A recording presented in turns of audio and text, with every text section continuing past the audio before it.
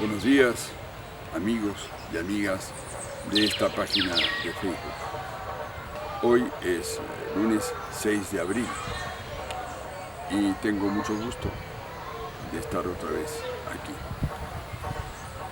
Voy a referirme, evidentemente, por razones de asociación con fechas, al tema del fujimorismo. Porque ayer, 5 de abril, se cumplieron 23 años del autogolpe que dio Fujimori para justificar sus políticas económicas, sociales, laborales, como vamos a ver. En primer lugar, quiero decir que un domingo, 5 de abril de 1992, los peruanos escuchamos con sorpresa que de pronto el presidente de la República anunciaba que disolvía el Congreso, porque no lo dejaban combatir el terrorismo como debía ser, ni lo dejaban tampoco tomar las medidas económicas que quería tomar. La verdad es que por concurso yo había, después de terminar mi periodo de diputado en 90, había ganado unos meses después una plaza como asesor a la Cámara de Diputados, no a un diputado, sino a la Cámara de Diputados. Y fui testigo directo de cómo en 2 oportunidades a esa Cámara que disolvió del 90 al 92, eran 2, a ese Congreso que eran diputados y senadores, fui testigo directo, decía, de que en 2 oportunidades Fujimori le pidió a estas cámaras, donde ningún partido tenía mayoría, que le otorgaran facultades especiales para que él pudiera legislar. Eso se hace para legislar en materias económico-financieras, en casos ya previstos por la Constitución de entonces, la del 79. Sin embargo, en ambos casos, Fujimori no dio 60 u 80 decretos legislativos sobre esta materia, sino en cada uno de los 2 casos, con una distancia de 4 meses más o menos, había emitido unos 800 a 900 decretos, leyes sobre todos los temas, lo cual era sobrepasar las facultades legales que el Ejecutivo le había dado. Nunca Fujimori le volvió a pedir más facultades al Congreso. Las 2 veces que se las pidió, se las dio. Y como acabo de explicar, abusó de ello. Y el Congreso cometió el error de no sancionar este gravísimo atentado contra la democracia.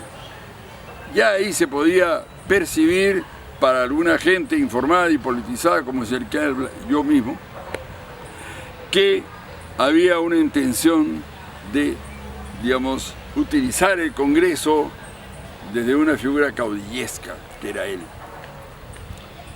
El Congreso pudo haber hecho todo un proceso para anular los decretos legislativos, pero no hizo nada, aceptó todo.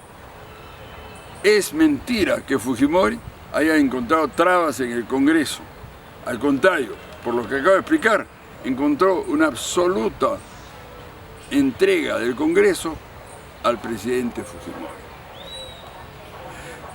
Sin embargo, entonces él utilizó esos pretextos, porque lo que él quería era cerrar varias instituciones importantes para el control político.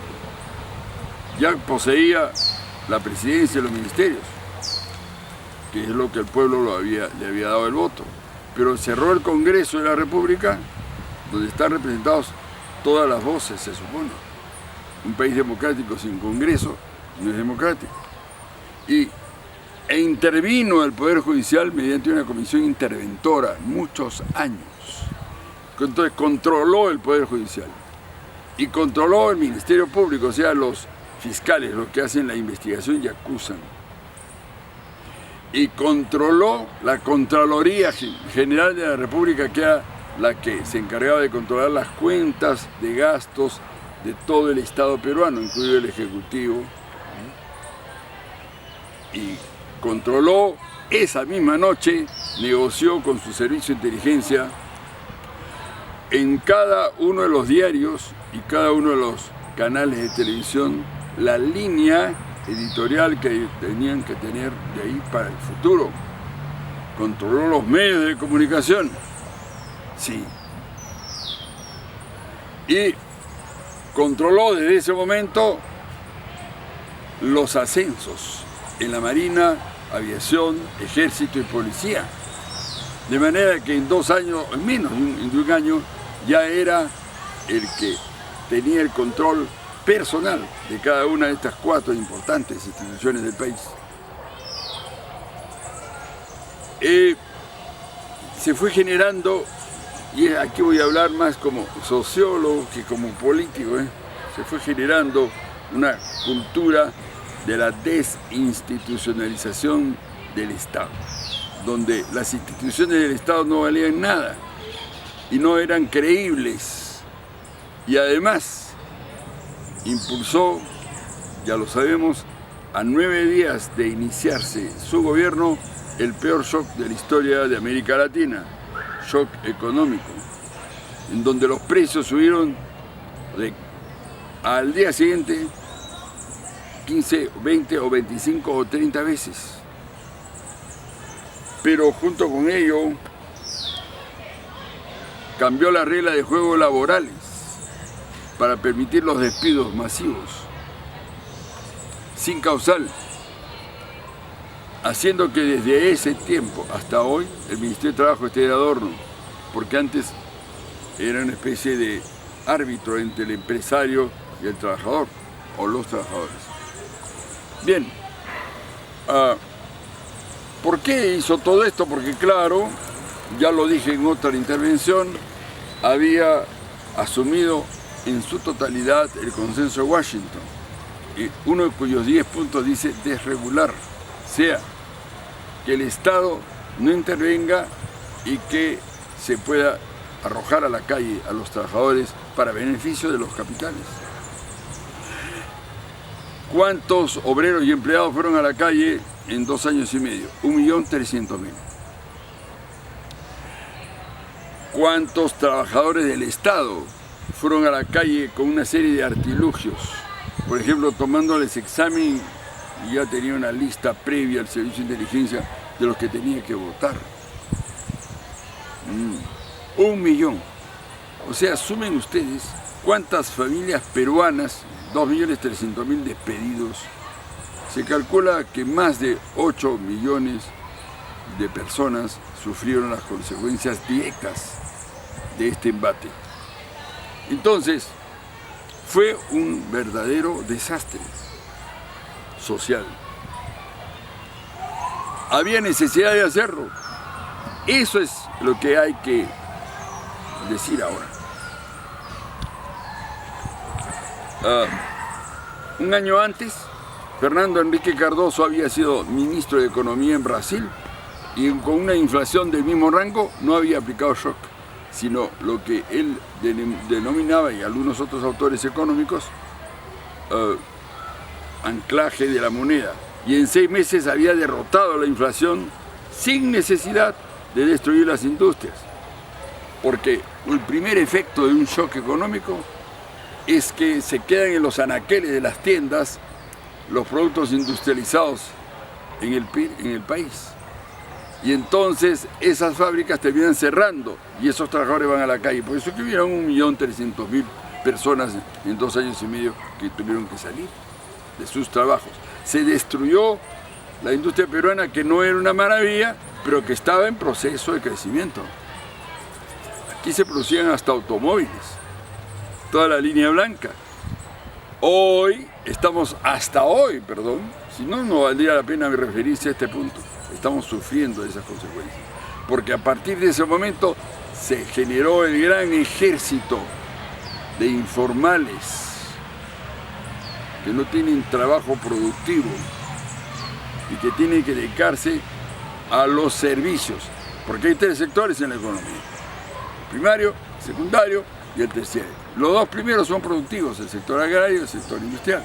Y el tercero es servicios, que debe servir de apoyo, pero no convertirse en un gigante, como se convirtió desde Fujimori hasta la época actual. De manera que la mayoría de la población peruana se dedica a servicios, trabajando duro e informalmente. Eso se generó con el shock. ¿Había necesidad de hacerlo? No, porque él mismo había prometido que no lo iba a hacer, a diferencia de Vargas Llosa, que dijo que sí lo iba a hacer. Por eso es que mucha gente votó por Fujimori, porque tenía temor del shock.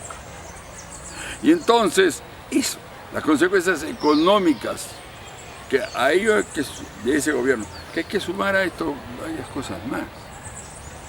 Consecuencias económicas e institucionales en el aparato político del Estado, ¿no? La falta de fe, de credibilidad en las instituciones, la absoluta inmoralidad que se encuentra al interior de las mismas, siempre existió, pero nunca se aceleró tanto la situación de depredación de estas instituciones como en ese gobierno.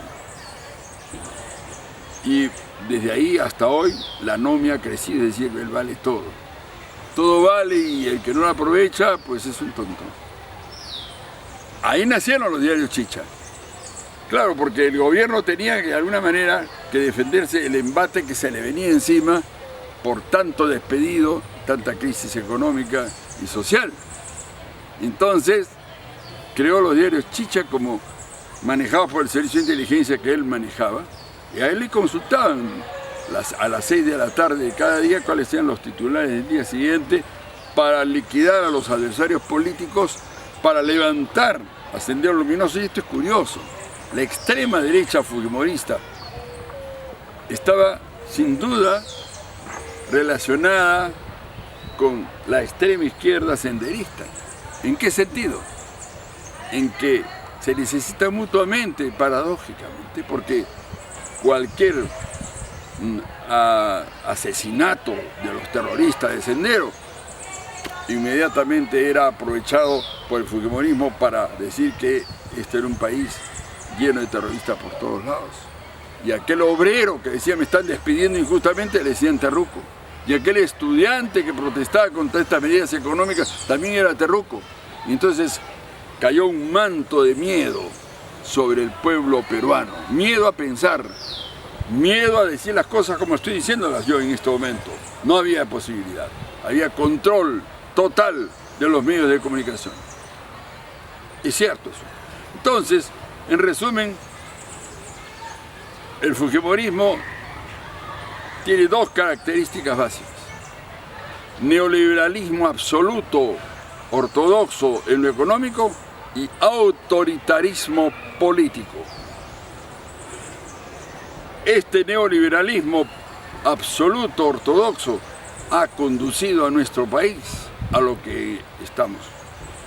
Buenas cifras macroeconómicas, pero una endeble clase media, acabo de leerlo.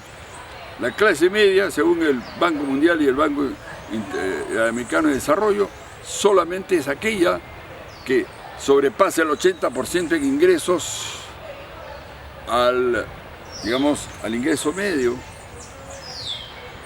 Pero resulta que solo hay 3 países en América Latina que logran esto, que son Uruguay, Argentina y Chile. Aquí nuestra clase media la que ha crecido sin duda, tiende a derrumbarse porque no es sostenible, puesto que también, no solo destruyó la industria, sino que nunca hubo un prospecto de industrialización, porque el neoliberalismo no tiene un proyecto de industrialización. Y sobre eso se acaba de pronunciar el Banco Mundial también, donde se hacen una autocrítica y dicen, no, la industrialización era necesaria, se ha perdido la oportunidad. Pues bien, no tenemos industria y esta es una consecuencia del fujimorismo. Pero lo peor es que ahora mucha gente sigue apoyando a la hija. Claro. ¿Y quiénes apoyaban a Sánchez Cerro? ¿Quiénes apoyaron a Benavides? ¿Quiénes en su momento apoyaron a Odría? Hay una importante sector de la población peruana que está de acuerdo con el autoritarismo, que quiere el gran caudillo salvador, el hombre fuerte. Sí, creen en eso.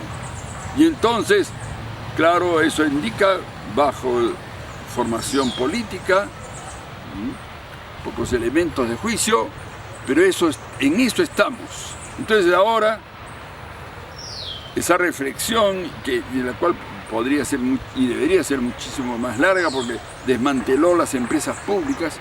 Yo acabo de viajar en Aeroméxico y recordar que Aeroméxico compró a Aeroperú a precio huevo y la disolvió inmediatamente. Pero lo importante no eran los aviones, eran las rutas, y esas rutas han sido compradas por LAN Chile. Y se ha vuelto, y sí, LAN Chile gana mucho más por la ruta que el Perú le dio que por todo lo que había ganado antes. Entonces realmente fue antinacional, antipopular. Y es difícil combatir con adversario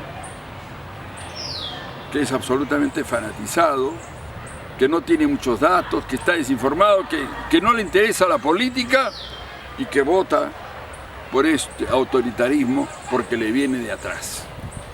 Es difícil, pero en eso estamos empeñados. Y por eso es que esta vez, y en otras oportunidades también, nos vamos a seguir refiriendo a los fenómenos culturales, sociales, ideológicos, derivados del fujimorismo como fenómeno político grave para el Perú. Muchas gracias.